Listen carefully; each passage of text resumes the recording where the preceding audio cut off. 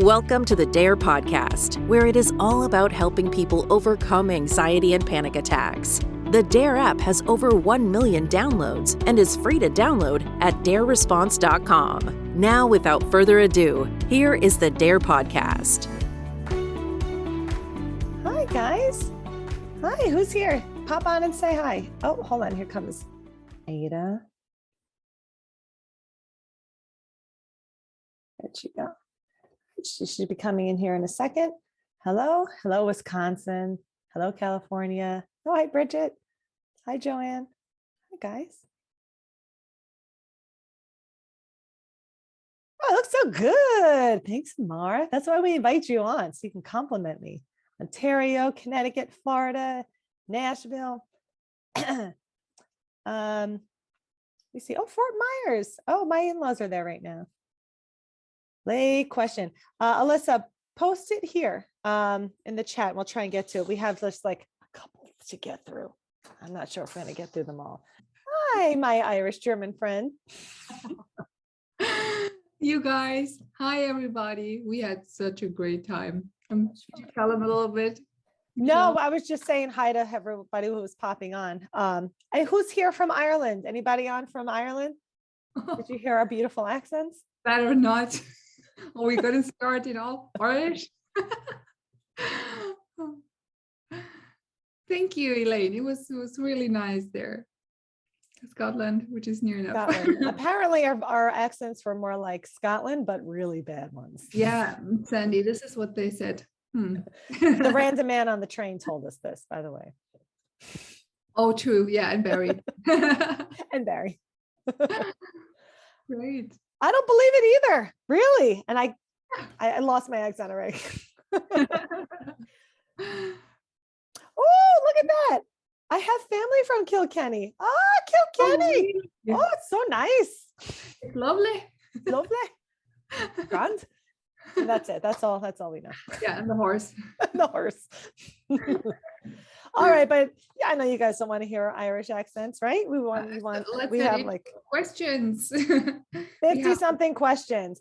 And so again, if we have some time, we'll pop on maybe the DARE Instagram page, the DARE Facebook page. We'll answer a couple here and there and try to get through all of these as best as we can.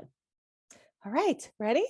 Cool. Okay. All right. Here, I'll ask this first one here for you. Mm-hmm. At times, I experience very immersive dreams, mostly fearful, ancient type. What does that mean? Further, after the said dream, I experience lightness in my head, and my attention is around it for a long time. Can you please explain the phenomenon? Well, when going through anxiety or when highly sensitized, we tend to dream really vividly, and we dream very, very strange things. And keep in mind, we all become psychotic when we go to sleep because our rational mind goes to sleep as well. Just our emotional brain stays. Oh, you did it right there. Said it. There you go. Said it. Meaning, well, what does psychosis mean? I don't want to freak anybody out, but you dream weird things, you believe what you see, right? So that's the definition, really. You hallucinate and you believe that this is the reality. And this is what happens when we dream. It's like parents are out of the house and the children are throwing a party. And our brain cannot distinguish between, is this really happening now or am I dreaming this? That's why you have an emotional response to what you're dreaming. So it's completely normal to wake up and then feel like, oh my God, I feel heightened or sad or angry or whatever. Completely normal and usually settles again when sensitization goes down. But really, again, in the end, it's about allowing it to be and just sticking it out, waiting for it to pass. Always ask yourself, okay, this is going on. It's weird, strange, surprising. Is it dangerous though? Right?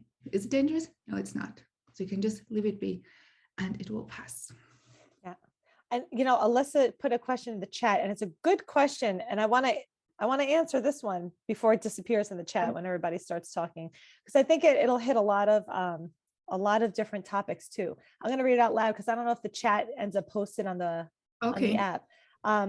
How does chronic negativity/negativity bias play a role in anxiety recovery? I've realized on my journey that I've been surrounded by very negative people and has made me negative my entire life too. I think this may be a block in my ability to surrender/recover. Thoughts or advice? Great question. Because again, if you always hear me talking about danger, discomfort, if you're trying to get rid of something, right, you're going to be focused on, that's how it works for danger. So if you're always looking for something dangerous to get rid of, that's what you're going to be looking, that's what your focus is going to be on. Negativity bias, we're focused on something we don't like and then taking the same actions towards it. And so rather than focus on what we're trying to get rid of when it comes to anxiety, you want to focus on what you're trying to grow more of. And negativity bias is something we all have, right? Who goes on Amazon? You check to see how many reviews there are. Okay, something has 15,000 reviews. So you go right to the 5-star reviews, right? Oh, great. Oh, works great. Love it. Excellent. And then after you get that, what's the very next thing everybody checks? Put in the chat. After you've seen those 5-star reviews, you've seen like some description of it. What's the next thing you check after the 5 stars? Negative. Yep. The 1 star. Nobody gives a shit about 3 and 4 and 2 stars. Nobody cares. I don't even know why they have that, right? Got to see the 1-star complaints always, because we're like, oh yeah, this is great, but what's wrong, right? And then we look for that, and then we do an unfair comparison, right? If there's something that has 1,000 5-star reviews and 10 1-star reviews, like, well, look, these 10 people, the switch didn't work. I don't know about this item. And so it becomes like an unfair kind of skewed version, like skewed view of things. So just be aware of it. Try and like zoom out, see, sure, that's one story of the situation. What's another story of the situation? Where we tend to be jaded towards, again, focus on, oh, here's these things I don't like. And again, if the goal is unimportance, it's switching the focus off the things you don't like onto the things you want to see more of. And so like having negative people around you can reinforce those actions and behaviors yourself, but know that those are habits that you could change too. Cool. Okay, so I'm going to read the next one, Michelle. When I'm trying the DARE approach, I can't seem to shake the feeling that I'm doing it. Oh, such a good question. Who did that? Who posted that? It's anonymous. Person out. Anonymous. Although I'm sure everybody will say they've written. If you are on the chat, say hi. Love the question. Wonderful, valuable lesson for everybody. When I'm trying the DARE approach, I can't seem to shake the feeling that I'm doing it all in the hopes of feeling better. Can you explain the reasons why DARE isn't a feel better approach? I feel like I'm tricking my brain temporarily with the underlying goal to just make anxiety disappear. Love it. And who else feels the same way? Maybe just secretly, right? Deep down. Yes, yeah. Every single, if there's 63 people on here, I'm gonna have 63 people say yes. Yeah. It's normal, guys. It's completely normal. Of course, how did you find DARE? Because you didn't want to have this anxiety any longer. This is how you found DARE, right? So it's normal to want to get rid of it. But I always say, if you want to drive from Germany to the States, I can't go that straight route, right? I have to go somewhere else first in order to arrive in New York. And it's similar with DARE. It's not the direct route of getting rid of anxiety that gets you there. You have to first not care about it, not be impressed by it in order to get there. So it's not wrong to have the wish or desire to be anxiety-free. Absolutely not. This is why you are here. As long as you always remember that your actions are geared towards being less impressed with anxiety. And you know that this will then in turn get you there.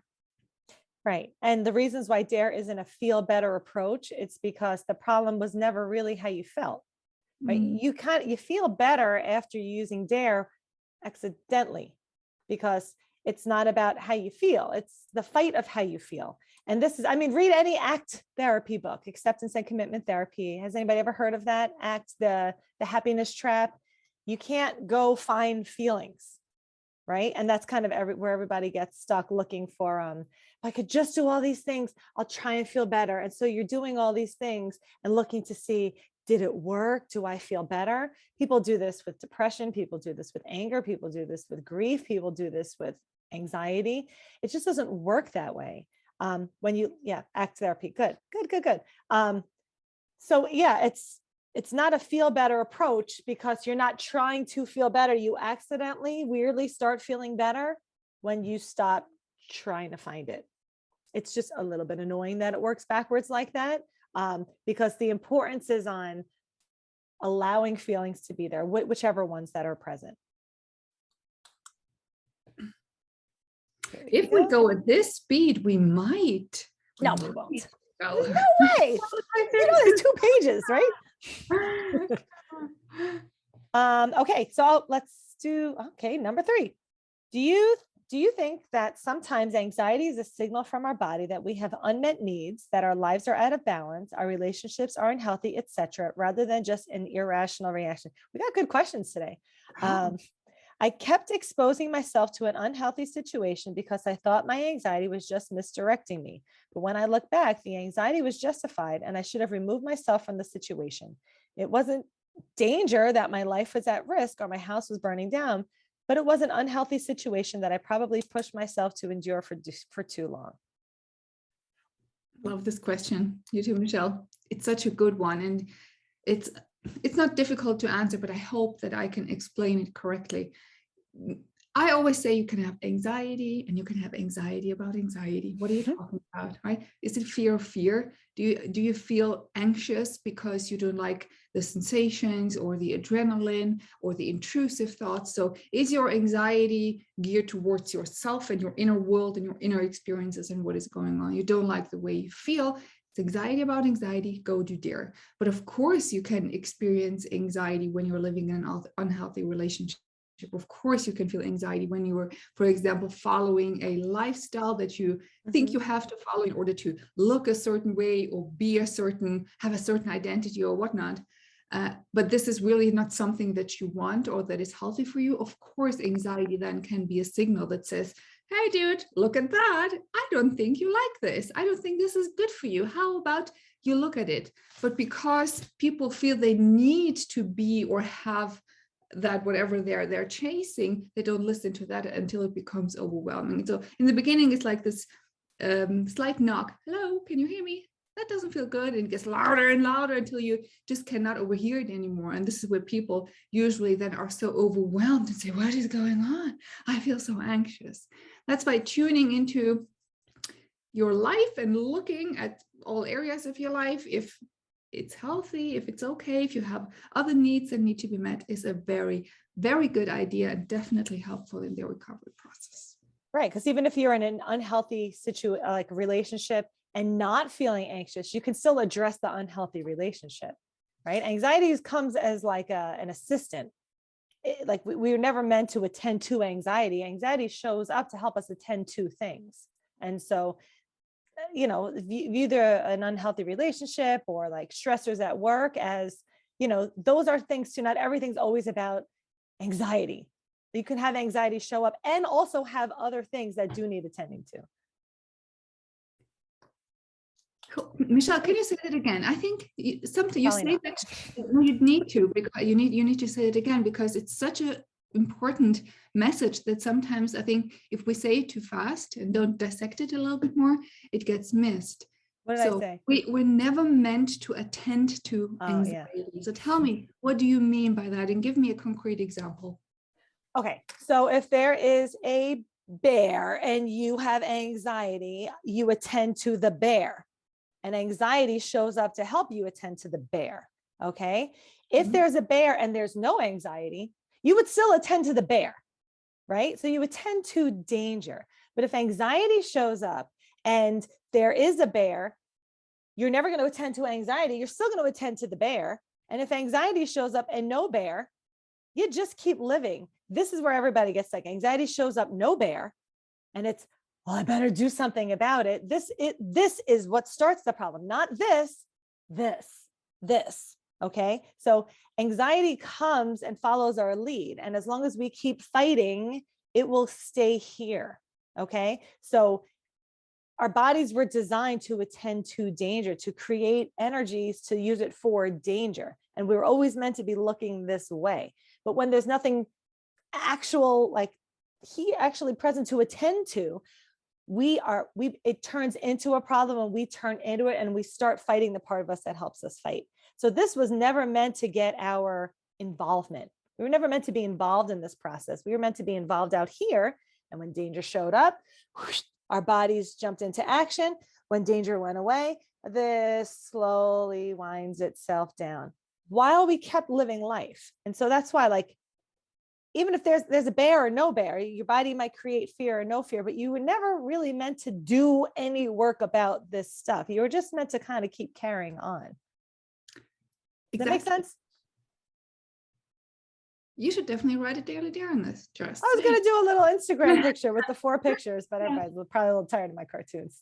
And also sometimes anxiety or fear shows up, but there was no bear. But instead of the bear, you look at an intrusive thought or a heart palpitation or a situation. So now an intrusive thought becomes the bear, because I might think, oh, intrusive thoughts mean I'm going crazy, or I am a pedophile, or I want to do all of these things I keep thinking about, or maybe I have done that in the past and can't remember. So this becomes then my danger. So here, your work is to diffuse, to say, oh, hold on a second, this is just an anxious thought, just an intrusive thought. It doesn't mean anything, but fear is actually helping me to look at that and to decide, is it dangerous or not? Anxiety never says, oh my God, this is dangerous. It always comes as a question. If you look closely, it's right. What do you think about this? Danger or not? And then if you then do, oh, yes, that is dangerous, then okay, let's fight. But if you say, nah,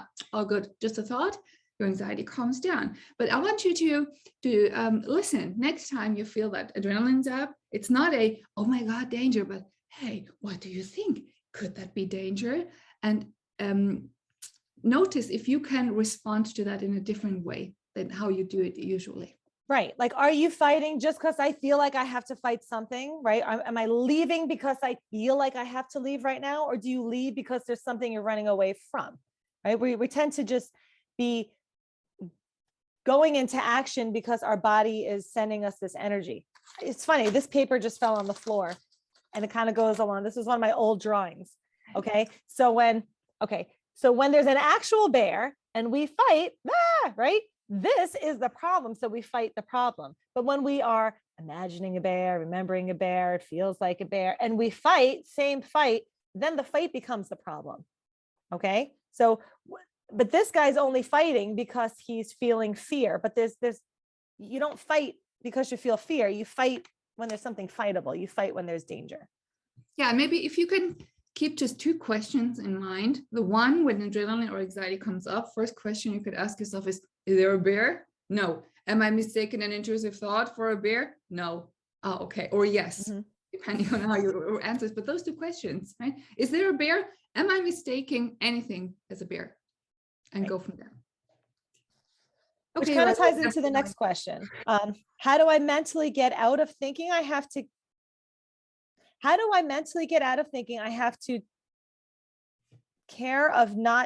be careful of, I guess, not taking care of my anxious thoughts and sensations?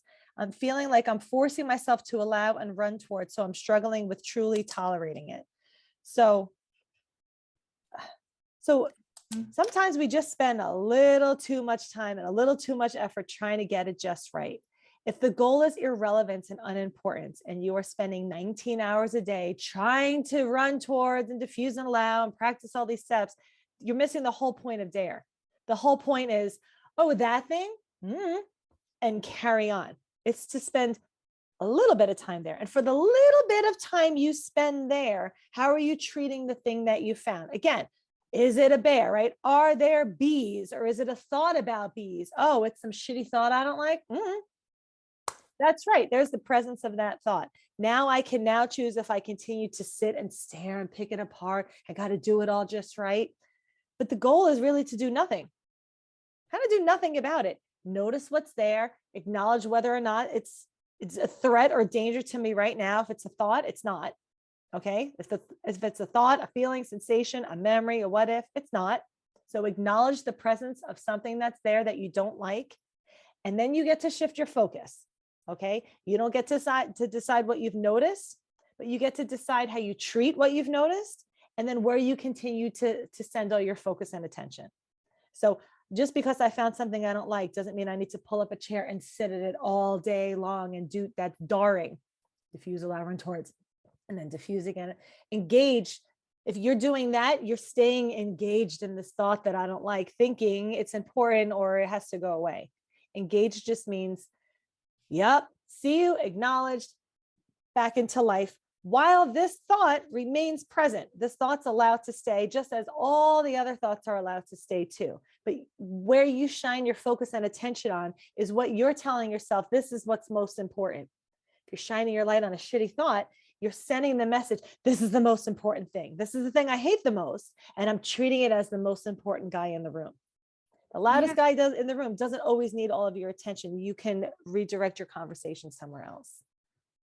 Yes, and Martin, what I also read from your question is, unless you're trying to control something, but by how you're approaching this, is like, I need to force, or I need to think about if I'm doing this correctly, or how can I stop thinking about it if I'm doing this correctly? So it doesn't matter how you phrase it, but you see that it doesn't feel good. I always say, when you resist, notice how it feels here, not how you phrase the sentence, how you feel.